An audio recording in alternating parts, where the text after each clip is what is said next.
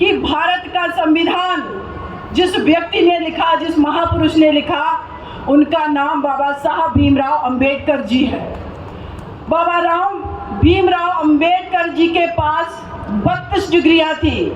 इस पूरे भारतवर्ष में आज तक किसी महापुरुष के पास इतनी डिग्रियां नहीं थी शिक्षा के क्षेत्र में।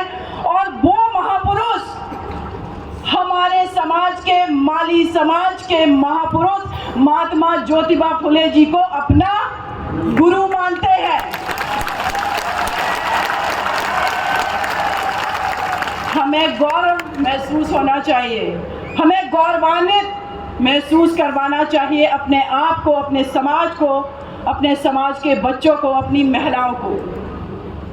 मैं हर मंच पर एक बात कहती हूँ कि आज मैं जहाँ हूँ, आज मैं जिस जगह हूँ, उसमें सबसे बड़ा योगदान महात्मा ज्योतिबा फुले जी और उनकी धर्मपत्नी माता सावित्रीबाई फुले जी का है। हमारे देश की पहली महिला प्रधानमंत्री बनी इंदिरा गांधी जी, उन्होंने एक भाषण में कोट किया था कि अगर इस देश की महिलाओं को प्रथम विद्यालय के रूप में माता सावित्रीबाई फुले जी ने ना दिया होता तो मैं इस देश की प्रधानमंत्री नहीं बन पाती। समझ मेरे भाई जो यहाँ पर कभी कभी शोर कर देते हैं, मैं जानती हूँ इस चीज को। एक कहावत है कि तलवारों की धारों पर इतिहास हमारा चलता है, जिस ओर जवानी चलती है उस ओर जमाना चलता है। लेकिन मेरे भाई एक और बात मैं कहना चाहूंगी, इसी झुंझुनू की धरती से सबसे ज्यादा शहीद होने वाले मेरे सैनिक भाई हैं, जवान भाई हैं। इसी झुंझुनू की धरती से आज अगर आप इतिहास उठा करके देखेंगे, भारत देश जब से आजाद हुआ या ब्रिटिश सेना में सबसे ज्यादा सैनिक में भर्ती होने वाले झुंझुनू जिले के मेरे भाई हैं।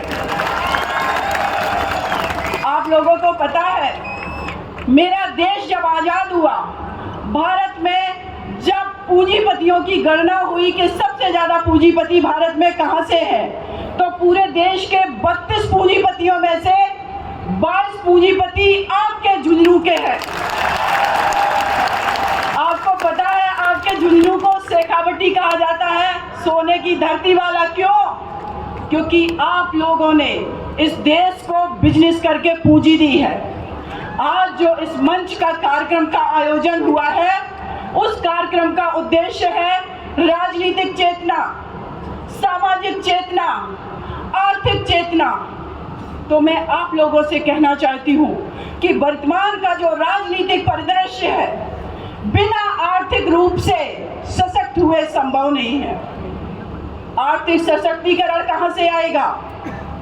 वो आर्थिक सशक्तिकरण आपको तब आएगा जब आप शिक्षित होंगे, जब आप शैक्षणिक रूप से मजबूत होंगे, जब आप इतिहास को पढ़ेंगे, जब आप जानेंगे कि किस इंडस्ट्री में पैसा लगाने से, कहां पर एजुकेशन लेने से, किस क्षेत्र में हम प्रोफेसर बन सकते हैं, किस में डॉक्टर, किस में इंजीनियर, और कहां जाकर के हम फिल्में बना सकते हैं, डायरेक्टर और एक्टर भी बन सकते हैं। मैं आप सभी लोगों से आज एक बात कहना चाहती हूँ। मैं शुक्रिया अदा करती हूँ इस झुंझुनू के धरती के माली सैनी मेरे भाइयों का कि आज मैं इतना गौरवान्वित महसूस कर रही हूँ आज राजस्थान की धरती पर कि आज पहली बार इतने बड़े जन सैलाब में मुझे बोलने का मौका दिया, ये झुंझुनू जिले ने दिया है मुझे। लेकिन मैं ये भी कहना चाहती हूँ कि जब आज इस मंच का कार्यक्रम ये हो रहा है, जब ये सभा का आयोजन हो रहा है, तो इसका उद्देश्य जरूर निकले। इसका पर्पज क्या है? कहीं हमारा ये पैसा जो मेरे भाइयों ने ये कार्यक्रम का आयोजन किया, इसमें बहुत पैसा खर्च हुआ होगा। भले ही आप लोगों ने एक एक करके फंड करके ये पैसा एकत्रित किया हो, आपने समय दिया है, आपने पूंजी लगाई है, आपने श्रम दिया है, तो इसका चरितार्थ निकलना चाहिए। आज मेरे युवा भाई यहाँ बैठे हुए हैं, माता बहनें यहाँ बैठी हुई हैं, मेरे बड़े बुजुर्ग भी बैठे हुए हैं।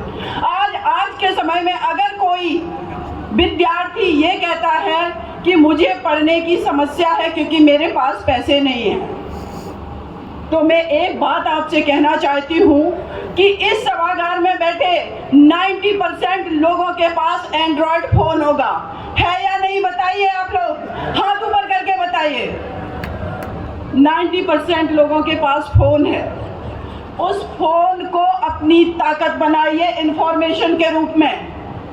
आप उसमें माता सावित्रीबाई फुले जी को पढ़िए, अपने भारत के संविधान को पढ़िए, उसमें नई नई टेक्नोलॉजी को देखिए, उसमें देखिए कि देश की अर्थव्यवस्था कैसे चल रही है, उसमें अर्थशास्त्री को पढ़िए, उसमें मोदी जी के स्पीच पढ़िए। उसमें अगर आज आपको जानना है कि उत्तर प्रदेश के आपके उप मुख्यमंत्री जी दूसरी बार उप मुख्यमंत्री बने तो वो किस जगह से चुनाव लड़े, उससे पहले वो क्या संघर्ष कर रहे थे, आपको विकिपीडिया पे हर चीज मिलेगी। ये टेक्नोलॉजी को अपनी ताकत बनाइए। अब वो ताकत सिर्फ किताबों में कॉपियों में लिखने से नहीं आएगी, इस ताकत को समझिए। दूसरी मैं बात आपसे राजनीति करना चाहती हूँ। नो डाउट मेरे भाई यहाँ पर हमसे पहले जितने लोग भी बोल के गए हैं कि जो भी सैनी, शाक्य, मौर्य, कुशवाहा समाज एकत्रित होकर के अपने समाज को मजबूती प्रदान करता है। मैं किसी की तारीफ नहीं कर रही हूं इस मंच से, लेकिन कुछ दिन पहले मैंने आपके राज्य के मुख्यमंत्री आदरणीय श्री अशोक गहलोत जी का एक स्पीच सुना था। उन्होंने कहा कि मेरे समाज का एकमात्र एमएलए है, लेकिन उसके बावजूद भी मैं लगातार यहाँ का मुख्यमंत्री बनता चला रहा हूँ।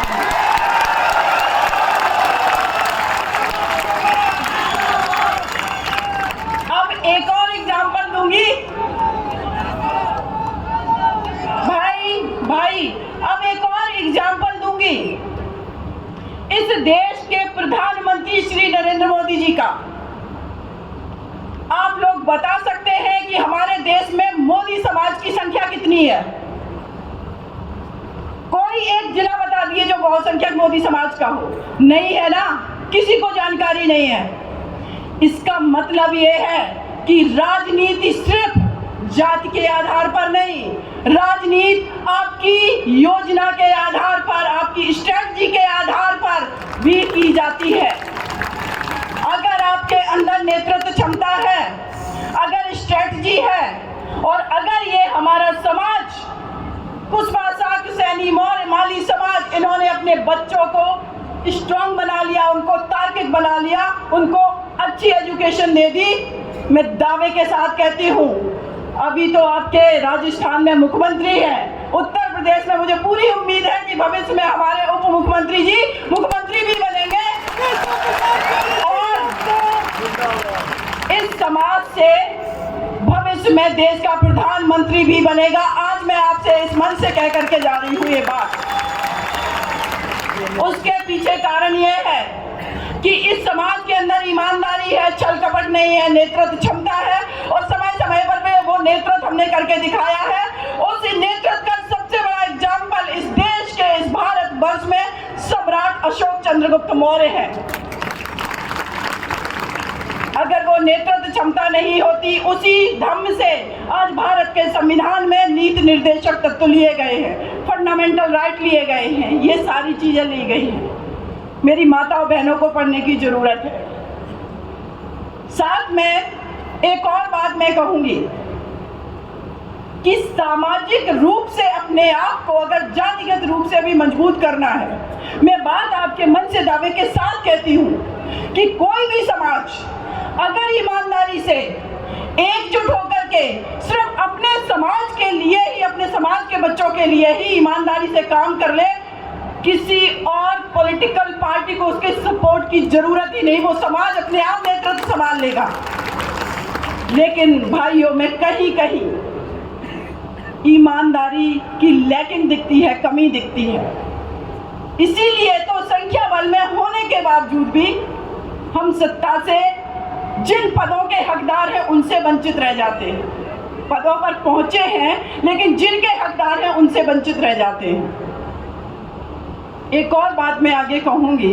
इस दीर्घा में मैं देख रही हूँ जितनी मेरी माताएं बहनें बैठी हुई हैं, इस मंच पर हमारे बहुत सीनियर पदाधिकारी बैठे हुए हैं। मैंने सबका बारी बारी से नाम नहीं लिया है, लेकिन उन सभी का मैं तहे दिल से शुक्रिया अदा करती हूँ, सम्मान करती हूँ। लेकिन आज मुझे ये बात कहने में बिल्कुल गुरेज नहीं है। जब यहाँ पर अभी फूल माल्यार्पण किया गया, हमेशा मैंने जहाँ पर भी देखा है माता सावित्रीबाई फुले और महात्मा ज्योतिबा फुले जी का एक साथ किया गया, लेकिन यहाँ पर संख्या जो है हमारी एक बहुत छोटी सी दीर्घा में महिलाओं की है।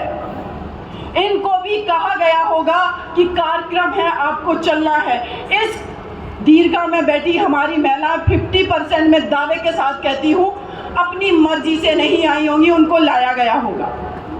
ये सच है कि नहीं? अब देखिए, ये बात मैं इसलिए कह रही हूँ, ये मेरे अपने लोगों का मंच है, अपने समाज का मंच है। 50% वोट इनका भी है, 50% देश की, आपके परिवार की, समाज की आबादी ये भी है। जब लोग हमसे कहते हैं कि महिला सुरक्षा पर काम करने की आवश्यकता है, तो मैं ये कहती हूँ आप अपनी घर की बेटी को बोलना, लड़ना, पढ़ना, आगे निकालना और बढ़ना सिखा दो। मैं दावे के साथ कहती हूँ महिला सुरक्षा पर बात करने की जरूरत नहीं पड़ेगी। लेकिन सामाजिक ताने बाने में मैंने अपने घर की, हम लोगों ने स्त्रियों को चार दीवारी में बंद कर दिया। उनसे कहते हैं धीमी आवाज में बात करो, उनसे कहते हैं बाहर निकलो तो पर्दा करो, उनसे कहते हैं हम कमा करके लाएंगे। तो मैं एक बात कहती हूँ, जिस समाज ने अपने घर की बेटी को बराबर एजुकेशन दे दी, अपनी पत्नी को बराबर एजुकेशन दे दी, उसको शिक्षित कर दिया, उसको घर से निकाल दिया, वो व्यक्ति वाकई में महात्मा ज्योतिबा फुले जी के माल्यार्पण का हकदार है, अदरवाइज नहीं। क्योंकि करीब 200 साल पहले एक व्यक्ति, जब महिला, किसी भी समाज की महिला को घर से बाहर निकलने की आजादी नहीं थी, उन्होंने 9 साल की उस बेटी को घर से निकाला, अपनी पत्नी माता सावित्रीबाई फुले को। लेकिन आज हम लोग क्या कर रहे हैं? मैं इस चीज को नहीं नकारती हूँ कि हमारे समाज में महिलाएं नहीं पढ़ रही हैं, लेकिन जिस हिसाब से आगे आनी चाहिए थी वो कमियां हैं। अभी उन कमियों को दूर करने की जरूरत है, और जिस दिन ये कमियां दूर हो गई, मुझे पूरा विश्वास है कि ये समाज इस देश का नेतृत्व संभालने की क्षमता रखेगा, प्रधानमंत्री भी बनेगा, कैबिनेट में भी भागीदारी होगी। और उस दिन हम ये दावा करेंगे कि इस देश की पॉलिसी बनाने में हम मानवता की बात करते हैं। इस देश की जो डिसीजन मेकिंग एजेंसियां हैं, चाहे वो हमारी पार्लियामेंट हो, लेजिस्लेटिव असेंबली हो, हर जगह पर हम लोगों की भागीदारी होगी। तो आगे से मैं आप सभी लोगों से अनुरोध करती हूँ कि एक मुझसे वादा करिए मेरे भाई, अपने समय का सही सदुपयोग करेंगे, अपनी माता बहनों को भी उसी लेवल पे बराबर समानता का अधिकार देंगे, और हमेशा एकजुट होकर के समाज का नेतृत्व करने की क्षमता पैदा करेंगे। बाकी आप सब लोगों का बहुत बहुत शुक्रिया। स्पेशली झुंझुनू की धरती को मैं नमन करती हूँ। आप सभी भाइयों का बहुत बहुत शुक्रिया। इस कार्यक्रम का आयोजन करने वाले मेरे सभी भाइयों का बहुत बहुत शुक्रिया। जय हिंद, जय भारत। बहुत बहुत